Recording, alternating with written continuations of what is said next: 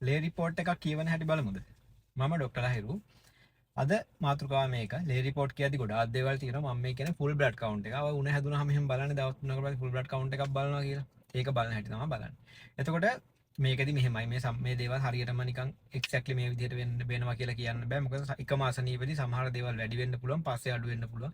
ඒ වගේ වෙනස්කම් තියෙනවා. මේ සරල දෙයක් නිකන් ඔයාලට විනෝදයට වගේ මේක කියලා දෙන්න. හරිද? එතකොට මේකෙන් අදහසක් ගන්න.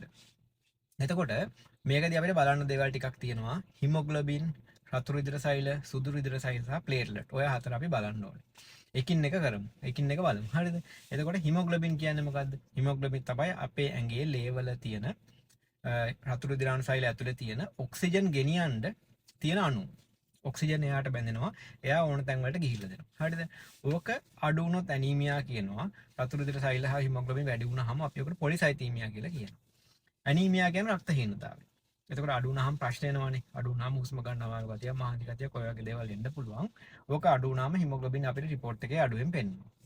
එතකොට ඇනීමියා කියන එක රක්තහීනතාවය කියන එකත් එක්ක කතා කරන්න ඕන දේවල් තුනක් තියෙනවා. එක දෙයක් තියෙනවා රිපෝට් එකේ MCV කියලා ඇති බලන්නකො. ඒ MCV කියන එක අඩු වෙන්න පුළුවන්, නෝමල් වෙන්න පුළුවන්, වැඩි වෙන්න පුළුවන්. MCV එකෙන් කියන්නේ අපේ රතු රුධිර සෛලයක ප්‍රමාණය. හරිද?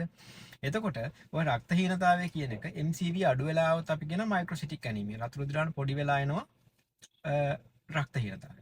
නෝමල් නම් MCV එක රතු රුධිරාණු. එතකොට මේ නෝමසිටික් ඇනීමියා එකක් කියන. ඒ කියන්නේ රතු රුධිරාණුවක සයිස් එක නෝමල් වෙලා ඇනීමියා. මැක්‍රොසිටික් නම් රතු රුධිරාණු සයිස් එක MCV එක වැඩි නම් රතු රුධිරාණු සයිස් එක වැඩි වෙලා ඇනීමියා එකක් එනවා. ඔන්න ඔය තුන ඇනීමියා වර්ග තුන තියෙනවා. මයික්‍රොසිටික්, නෝමසිටික් and මැක්‍රොසිටික් කියලා. හරිද? එතකොට ඔය තුන ගැන මම වෙනම කියන්න චුට්ටක්. හරිද? මයික්‍රොසිටික් ඇනීමියා කියන එක එන්න පුළුවන්.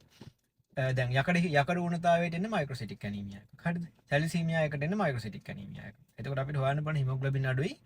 MCV එක මේ මොකද්ද? MCV එකත් අඩුයි. ඕක මෙහෙමයි. ඔච්චර සරල නෑ. උතනින් හැමදේම ඩයග්නෝස් කරන්න බෑ. හරිද? මම මේ පොඩි අදහසක් කියන්නේ.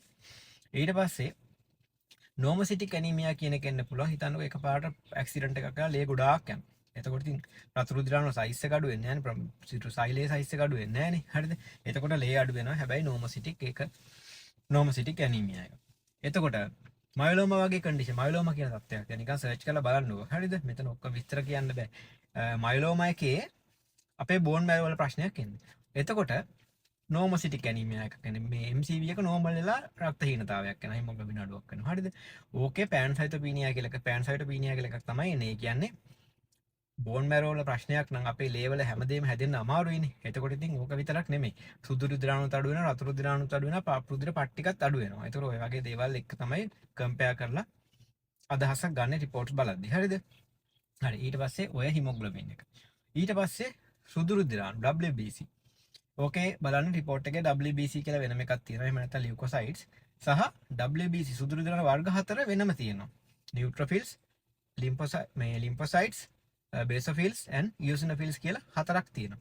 ඔක්කොම WBC කියලා උඩ වෙන මේකුත් තියෙනවා. හරිද? එතකොට WBC කියන එක පොදුවේ අඩු වෙන්න පුළුවන්, වැඩි වෙන්න පුළුවන්, අඩු වෙන්න පුළුවන් දේවල් තියෙනවා. ඩෙන්ගු වලදී වගේ ඕන් WBC අඩු වෙලා පෙන්වන්න පුළුවන්. හරිද? ඊට පස්සේ WBC වැඩි වෙලා වෙන්නන්න පුළුවන් ආසාදන. මොකද WBC කියන්නේ සුදු රුධිරාණු කියන්නේ අපේ ඇඟේ ආසාදන වලට එරෙහිව බැක්ටීරියා වෙන්න පුළුවන්, වෛරස් වෙන්න පුළුවන්, නැත්නම් ඔය පණුව ආසාදන වෙන ඕනම එකකට සටන් කරන්න තියෙන සෛල ටික තමයි WBC. ඒතකොට ආසාදනයකදී වැඩි වෙලා පෙන්වන්න පුළුවන්. ඩෙන්ගු වගේ ආසාදනයකදී අඩු වෙලා පෙන්වන්න පුළුවන්. ඒක තමයි මම මේ හැමදේම අර කියන විදිහටම නෙමෙයි. හරිද? එතකොට ඇටමිදුළු ප්‍රශ්න වලදී අඩු වෙන්න පුළුවන්. හරිද?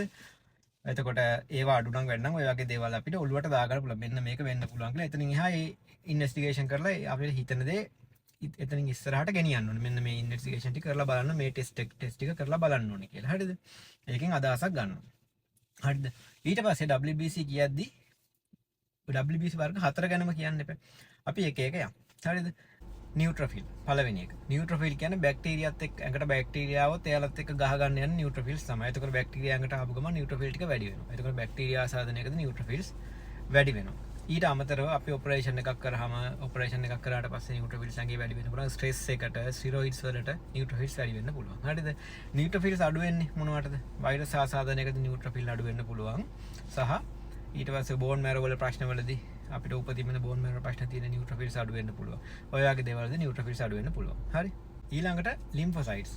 එයාලා තමයි වෛරස් එක ගහගන්නේ. නැගට වෛරස් එකක් ආවහම වැඩි වෙන්නේ ලිම්ෆොසයිට්ස්. හරිද? එතකොට HIV වලදී වගේ ලිම්ෆොසයිට්ස් වැඩි වෙන්න පුළුවන්. ලිම්ෆොසයිට්ස් මුලදී වැඩි වෙනවා පස්සේ අඩු වෙනවා. හැබැයි HIV වලදී. හරිද? ඊට පස්සේ ලියුකීමියා අහලා තියෙනවා. ලියුකීමියා අහලා තිනවල ඕන තරම්. ඒකෙත් හැබැයි හැම වර්ගෙදිම නෙමෙයි. CLL කියලා තියෙනවා. හරිද? මේ CLL කියන ලියුකීමියා වර්ගයේදී ඕක වැඩි වෙන්න පුළුවන්. අඩු වෙන්නේ මොන වගේද? මං කිව්වා වගේ ඉස්සෙල්ලා වගේ HIV වලදී පස්සේ කාලේ මුලදී වැඩි වුණාට පස්සේ අඩු වෙන්න පුළුවන්. ලිම්ෆොසයිට්ස්. හරිද? ඊට පස්සේ ස්ටිරොයිඩ්ස් ගත්තාම අඩු වෙන්න පුළුවන්. කීමෝതെරපි වලට අඩු වෙන්න පුළුවන්. ඒ තමයි ලිම්ෆොසයිට්ස්. ඊළඟට ඉයෝසිනොෆිල්ස් කියලා තියෙනවා. මේවා සාමාන්‍යයෙන් වැඩි වෙන්නේ අපේ ඔය ඇලර්ජික් රියැක්ෂන් එකක් වගේ ආවහම වෙන්න පුළුවන්. පණුව මාරු වගේ පණුව ආසාදන වලදී මේ වගේ දේවල් වලදී ඉයෝසිනොෆිල්ස් වැඩි වෙන්න පුළුවන්. හරි? ඊළඟට රුධිර පට්ටිකා. රුධිර පට්ටිකා ඔයාලා දන්නවා අපේ ඇඟේ කොහේ හරි කැපුණොත් එතන ලේ කැටියක් හැදිලා සීල් වෙනවනේ. ලේන එක නතර වෙන්නේ. ඒකට පට්ටිකා හරි වැදගත්. එතකොට පට්ටිකා අඩු වෙන්නේ මොන වගේද? පට්ටිකා අඩු වෙන්න පුළුවන් අක්මාවේ ප්‍රශ්නයක් තියෙනවා නම්. එහෙම නැත්නම් බෝන් මැරෝ ප්‍රශ්න වලදී පට්ටිකා අඩු වෙන්න පුළුවන්. ඩෙන්ගු වලදී අඩු වෙනවා. ඔයාලා පට්ටිකා බහිනවා කියන එක දන්නවනේ. අඩු වෙන්න පුළුවන් වෛරස් ආසාදන වලදී. හරිද? HIV වලදී අඩු වෙන්න පුළුවන්. ඊට පස්සේ ඔයාලා දන්නවනේ මියුනේදී පට්ටිකා අඩු වෙන්න පුළුවන්. අර රුධිර මොනවාද? ෆුල් බ්ලඩ් කවුන්ට් එකක දැන් පට්ටිකා කියන එක ඩෙන්ගු වලයි ඊට පස්සේ මියුනේ දෙකේම අඩු වෙන්න පුළුවන්. හැබැයි WBC කියන එක ඩෙන්ගු වල අඩු වෙනවා. ලෙප්ටෝස්පයිරෝසිස් එහෙම නැත්නම් මියුනේ නෝමල් වෙන්න පුළුවන් වැඩි වෙන්න පුළුවන් අර ඒ විදිහට. ඒ වගේ දේවල් ගොඩක් කම්පෙයාර් කරලා තමයි අසනීපයක් ගැන අදහසක් ගන්න ෆුල් බඩ් කවුන්ට් එකෙන්. හරි. එතකොට පට්ටිකා කියන එක වැඩි වෙන්න පුළුවන්. ඔපරේෂන් එකකදී පස්සේ තද බ්ලීඩින් එක තද ලේ ගැලීමකට පස්සේ වැඩි වෙන්න පුළුවන්. රියැක්ටිව් කියලා එහෙම තියෙනවා. ආසාදනයකින් පස්සේ පට්ටිකා වැඩි වෙන්න පුළුවන්. ඒ වගේ දේවල් තියෙනවා පට්ටිකා සම්බන්ධයෙන්. හරි.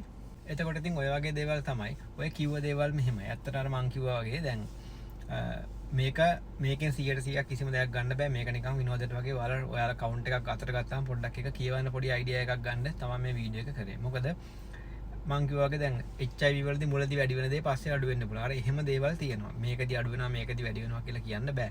අපි ඉතින් අර ඒක මෙහෙමයි. ડોක්ටර් කෙනෙක්ගේ එක්ස්පීරියන්ස් එකත් එක්ක ડોක්ටර් කෙනෙක්ගේ ඔළුවට එන දේවල් ටිකයි ඔයාලගේ ඔළුවට එන දේවල් ටිකයි වෙනස් වෙන්න පුළුවන්. හැබැයි මෙලෝ දෙයක් දන්නේ නැතුව හිමොග්ලොබින් එක විතරක් බලලා ඉන්නට වඩා මේ වගේ රිපෝට් එක තියෙන්නේ මොනවද කියන එක පොඩි අදහසක් තියෙනක හොඳයිනේ. ඔයාලා කවුරුත් ඒකට කැමතිනේ. ඒකයි මම මේ වීඩියෝ එක කරේ. thank you very much.